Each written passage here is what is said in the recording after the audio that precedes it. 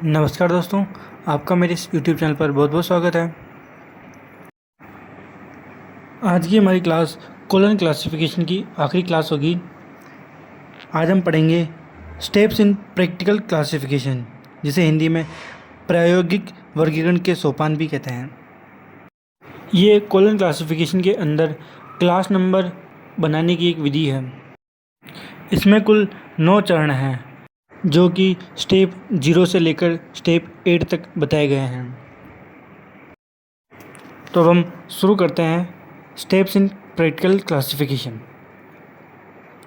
Doctor Ranganathan ने colon classification पद्धति में ग्रंथों की मूल प्रकृति का सूक्ष्म अध्ययन कर वैज्ञानिक विधि से वर्गीकरण करने की एक विशेष रीति बनाई है। इसे ही सोपान विधि यानी प्रैक्टिकल क्लासिफिकेशन कहते हैं।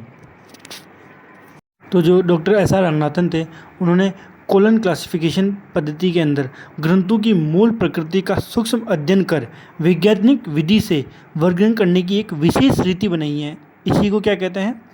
सोपान विधि। रंगनाथन ने किसी विषय का वर्गीकरण करने अथवा वर्गांक प्रदान करने के लिए 9 चरण बताए हैं, यानी 9 स्टेप्स बताए हैं। और ये 9 स्टेप किसके लिए बताए हैं? विषय का वर्गीकरण करने के लिए और वर्गांक प्रदान करने के लिए। रंगनाथन ने इन 9 चरणों की सहायता से विषय के शाब्दिक धरातल यानी वर्बल प्लेन के माध्यम से विचार धरातल यानी आइडिया प्लेन से अंकन धरातल यानी नोटेशनल प्लेन तक पहुंचना सुगम हो जाता है। यानी इन 9 चरणों की सहायता से विषय के वर्बल प्लेन के माध्यम से आइडिया प्लेन से नोटेशनल प्लेन तक पहुंचना सुगम हो जाता है। डॉक्टर एस आर रंगनाथन ने अपनी पुस्तक एलिमेंट्स ऑफ लाइब्रेरी क्लासिफिकेशन के 3rd एडिशन में कहा, नए वर्गीकार को चाहिए कि वे क्रमिक रूप से ही इनका अभ्यास करें तथा उन्हें हर चरण पर ठहरकर सोचना व समझना चाहिए। जो डॉक्टर एस आर रंगनाथन थे, उन्होंने स्टेप्स इन प्रैक्टिकल क्लासिफिकेशन यानी प्रायोगिक वर्गीकरण के सोपान के लिए कहा। किसमें कहा? एलिमेंट्स ऑफ लाइब्रेरी क्लासिफिकेशन पुस्तक के 3rd एडिशन में क्या कहा? नए वर्गीकार यानी जो नए क्लासीफायर हैं, उनको चाहिए कि वह क्रमिक रूप से यानी लगातार इनका अभ्यास करें, यानी जो स्टेप्स इन प्रैक्टिकल क्लासिफिकेशन है इसका अभ्यास करें तथा उन्हें हर चरण पर ठहरकर सोचना व समझना चाहिए। जो इसके हर एक जो स्टेप है उस पर ठहरना चाहिए और उन्हें ये सोचना चाहिए कि इसमें आगे और क्या किया जा सकता है और उन्हें समझना चाहिए कि कैसे हो रहा है। तो अब हम इनके 9 स्टेप्स या फिर जो 9 सोपान हैं वो देख लेते हैं। इसका पहला सोपान है यानी पहला स्टेप है स्टेप 0, जो कि है रो टाइटल। इसे हिंदी में अपरिकृष्ट आख्या या फिर कच्चा शीर्षक भी कहते हैं। दूसरा है स्टेप 1, जो कि है फुल टाइटल और एक्सप्रेसिव टाइटल, जिसे हिंदी में अभिव्यंजक आख्या या पूर्ण या भावपूर्ण शीर्षक भी कहते हैं। तीसरा है स्टेप 2, जिसे कर्नल टाइटल भी कहते हैं, जिसे हिंदी के अंदर मूल पद आख्या कहते हैं। इसका चौथा स्टेप है स्टेप 3, जो कि है एनालाइज्ड टाइटल, जिसे हिंदी के अंदर विश्लेषित आख्या कहते हैं। इसकी 5वीं स्टेप है स्टेप 4, जिसे ट्रांसफॉर्म्ड टाइटल यानी रूपांतरित या परिवर्तित आख्या भी कहते हैं। इसका 6ठा स्टेप है स्टेप 5, जिसे टाइटल इन स्टैंडर्ड टर्म्स कहते हैं और जिसे हिंदी के अंदर मानक पदों में आख्या भी कहते हैं। इसकी 7वीं स्टेप है स्टेप 6, जो कि है टाइटल इन फेसेट और फोकल नंबर, जिसे हिंदी के अंदर संकेंद्रीय संख्या युक्त आख्या भी कहते हैं। इसका 8वां स्टेप है स्टेप 7, जो कि है क्लास नंबर या सिंथेसाइज्ड नंबर, जिसे हिंदी के अंदर संश्लेषित वर्ग संख्या भी कहते हैं। इसकी जो 9वीं स्टेप है वो है स्टेप 8, जो कि है वेरिफिकेशन, जिसे हिंदी में सत्यापन भी कहते हैं। ये टोटल इसकी 9 स्टेप्स होगी। एक बार हम इसे फिर से देख लेते हैं। स्टेप 0 है रो टाइटल, स्टेप 1 है फुल टाइटल और एक्सप्रेसिव टाइटल, स्टेप 2 है कर्नल टाइटल, स्टेप 3 है एनालाइज टाइटल, स्टेप 4 है ट्रांसफॉर्म टाइटल, स्टेप 5 है title in standard terms, step 6 है टाइटल इन फेसेट नंबर और फोकल नंबर, स्टेप 7 है क्लास नंबर और सिंथेसाइज्ड नंबर, स्टेप 8 है वेरिफिकेशन। ये टोटल इसकी 9 स्टेप्स हो गई। आप एक बार 9 स्टेप्स को लाइन वाइज याद कर लेना, क्योंकि बहुत बार इनमें से क्वेश्चन पूछा जाता है, कोई सी भी स्टेप्स पूछ ली जाती है, तो आप इन्हें याद कर लेना। 3-4 बार पढ़ोगे तो आपको याद हो जाएगी। अब हम इन स्टेप्स को एक एक करके देखेंगे। इसकी पहली स्टेप है स्टेप 0, जो कि है रो टाइटल। इसे हिंदी के अंदर अपरिकृष्ट आज्ञा भी कहते हैं। इसमें मुख्य पृष्ठ पर जो शीर्षक लिखा होता है उसे जो का त्यों लिखा जाता है। मतलब जो रो टाइटल होता है, इसमें जो मुख्य पृष्ठ पर जो टाइटल लिखा होता है उसे ही हम रो टाइटल कहते हैं और उसे जो का त्यों लिख लेते हैं। स्टेप 1 है फुल टाइटल और एक्सप्रेसिव टाइटल, जिसे हिंदी के अंदर अभिव्यंजक आज्ञा भी कहते हैं। इसमें विषय को पूरी तरह से इंगित करने के लिए शीर्षक में कीवर्ड या उपशीर्षक जोड़ते हैं। मतलब जो भी इसमें कोई विषय है उसको पूरी तरह से इंगित करने के लिए शीर्षक में कोई कीवर्ड या उपशीर्षक जोड़ते हैं हम। इसका स्टेप 2 है कर्नल टाइटल, जिसे हिंदी के अंदर मूल पद आज्ञा भी कहते हैं। इसमें ऐसे सभी अनावश्यक शब्दों को हटा दिया जाता है जो विषय वस्तु से संबंधित किसी पक्ष को व्यक्त नहीं करते हैं। वे शब्द जो केवल सहायक पदों के रूप में प्रयोग लाए जाते हैं, जैसे a an, the, on, of, upon, during, there, from आदि ऐसे शब्द होते हैं। जो भी अनावश्यक शब्द होते हैं, यानी जो भी कोई काम के शब्द नहीं होते, जैसे ए हो गया, एन हो गया, द हो गया, on, of, upon, during, there, from, ऐसे शब्द किसी काम के नहीं होते, इन्हें टाइटल से हटा दिया जाता है और जो भी शब्द बचते हैं उनको लिख लेते हैं। ऐसे शब्द जो कि केवल सहायक पदों के रूप में प्रयोग लाए जाते हैं, हम उन्हीं को हटाते हैं इसमें। नेक्स्ट है स्टेप 3, जिसे एनालाइज टाइटल कहते हैं, जिसे हिंदी के अंदर विश्लेषित आज्ञा भी कहते हैं। इस चरण में मूल आज्ञा के सभी पदों की पहचान करके उनसे संबंधित मूलभूत श्रेणियों, उनके आवर्तन व स्तर निर्धारित किए जाते हैं। इस चरण के अंदर हम मूल आज्ञा के सभी पदों की पहचान करते हैं और उनसे संबंधित मूलभूत श्रेणियाँ, यानी जो PMEST है, उनमें आवर्तन और स्तर निर्धारित करते हैं। मतलब उनके कितने राउंड्स हैं और कितने लेवल्स हैं, ये निर्धारित करते हैं। नेक्स्ट स्टेप है स्टेप 4, जो कि है ट्रांसफॉर्म्ड टाइटल, जिसे हिंदी में रूपांतरित आज्ञा भी कहते हैं। इस सोपान या इस चरण में विश्लेषित आज्ञा के मूल पदों को एक निश्चित अनुक्रम में व्यवस्थित किया जाता है। ये कार्य रंगनाथन द्वारा प्रतिपादित अभिधारणाओं, सूत्रों, उपसूत्रों एवं सिद्धांतों के मार्गदर्शन में किया जाता है। पदों को PMEST के निश्चित क्रम में व्यवस्थित करते हैं। इस चरण के अंदर जो इससे पहले वाले चरण था विश्लेषित आज्ञा, इसके जो मूल पद थे उनको निश्चित अनुक्रम में, यानी निश्चित क्रम के अंदर व्यवस्थित करते हैं। वो निश्चित क्रम कौन सा है? PMEST। इस क्रम में हम इनको व्यवस्थित करते हैं और ये कार्य रंगनाथन द्वारा जो प्रतिपादित, जैसे जो अभिधारणा यानी पोस्टुलेट्स हो गए, कैनन्स हो गए और जो प्रिंसिपल्स हो गए, इनके मार्गदर्शन में किया जाता है। और ये जो पद हैं इनको PMEST के निश्चित क्रम में व्यवस्थित करते हैं। यानी सबसे पहले पर्सनैलिटी को लिखते हैं, फिर मैटर को लिखते हैं, फिर एनर्जी को लिखते हैं, फिर स्पेस को और फिर टाइम को लिखते हैं। इसी क्रम में इनको जमाते हैं। इसकी नेक्स्ट स्टेप है स्टेप 5, जो कि है टाइटल इन स्टैंडर्ड टर्म, जिसे हिंदी के अंदर मानद पदों में आज्ञा भी कहते हैं। इसमें वर्गीकरण पद्धति के अनुसार प्रमाणिक शब्दों का प्रयोग करते हैं। वर्गीकरण अनुसूची की सटीक भाषा में शब्दों को परिवर्तित करना। इस चरण के अनुसार जो वर्गीकरण पद्धति है उसके अनुसार जो प्रमाणिक शब्द हैं उनका प्रयोग करते हैं हम इसमें। अगर कोई शब्द ऐसे हैं जो प्रमाणिक शब्द नहीं है वर्गीकरण पद्धति के अनुसार, तो हम उसे वर्गीकरण अनुसूची की सटीक भाषा में परिवर्तित कर लेते हैं। इसका नेक्स्ट स्टेप है स्टेप 6, जो कि है टाइटल इन फेसेट नंबर और फोकल नंबर, जिसे हिंदी के अंदर संकेंद्रीय संख्या युक्त आख्या भी कहते हैं। इस चरण में मानक पदों में परिवर्तित आख्या के प्रत्येक मानक पद के स्थान पर अधिमान्य वर्गीकरण पद्धति की अनुसूचियों में उल्लेखित प्रतीक संख्या को लिख दिया जाता है तथा कोष्ठक में अंकित निरूपण चिन्हों को उसी प्रकार लगे रहने दिया जाता है। इस प्रकार प्राकृतिक भाषा के पदों का क्रम सूचक अंकों की कृत्रिम भाषा में अनुवाद कर दिया जाता है।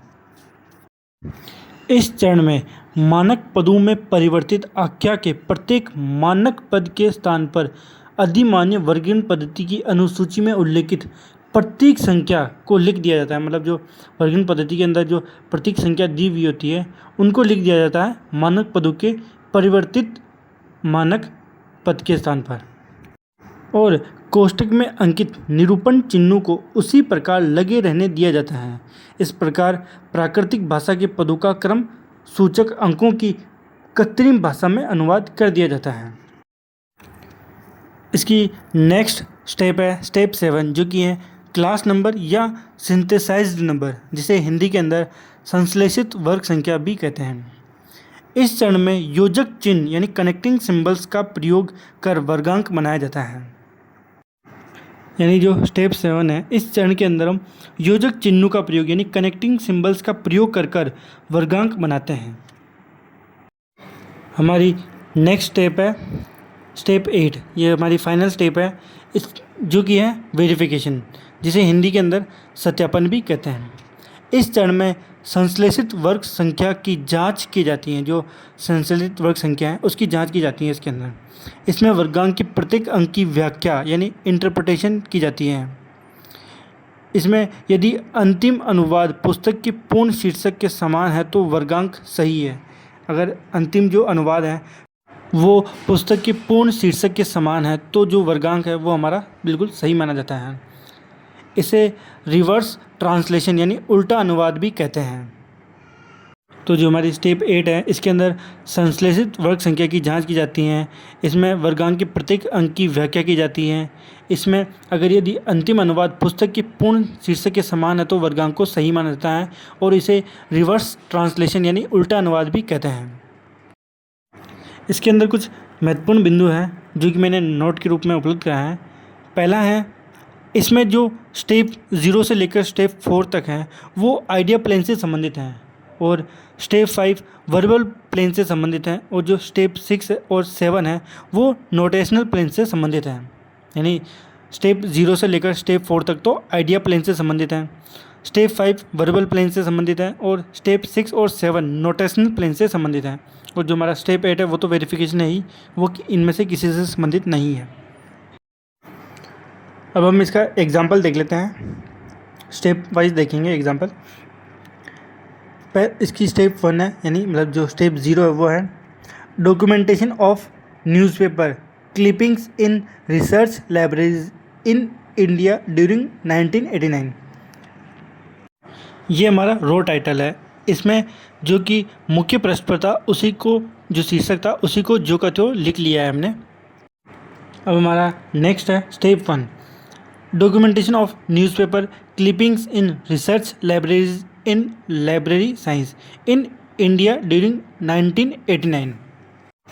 हमारा स्टेप 1 है फुल टाइटल या एक्सप्रेसिव टाइटल।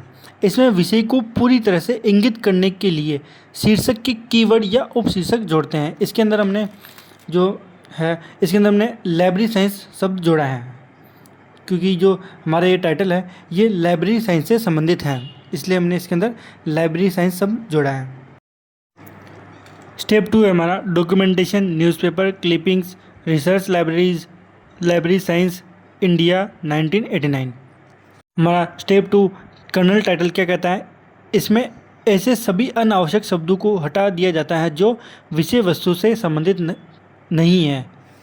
तो हमने इसके अंदर जो भी जैसे ऑफ हो गया, इन हो गया, इन सभी शब्दों को हमने हटा दिया है, जो कि हमारा क्या बचा है अब documentation newspaper clipping research libraries library science India और 1989 ये शब्द हमारे बचे हैं।